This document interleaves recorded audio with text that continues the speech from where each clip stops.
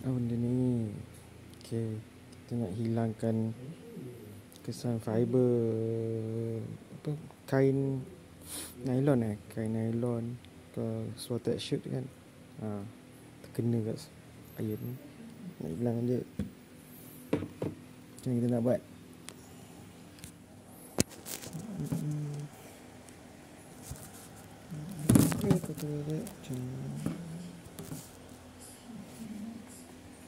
Nampak tak?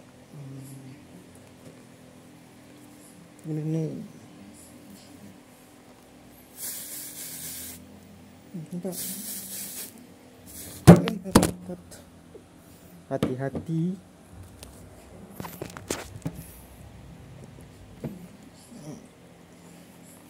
Basahkan sikit kau punya apa ni, dawai besi ni yang selalu guna kat dapur kan.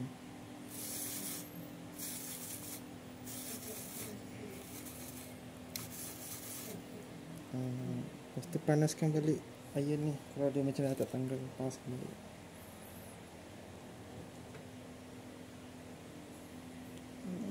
Mana nak pause? Panaskan balik. Ni kalau pada biru dah panas lah, cukup panas. Ada sikit lagi. Ni eloknya basahkan sikit dah sebab benda ni panas. Nak pakai glove pun boleh, glove tebal ni.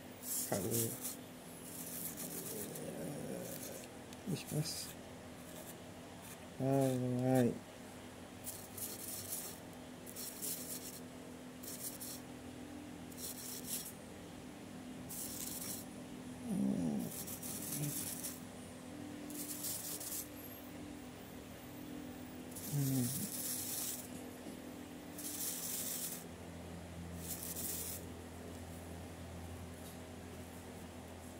Panas matang.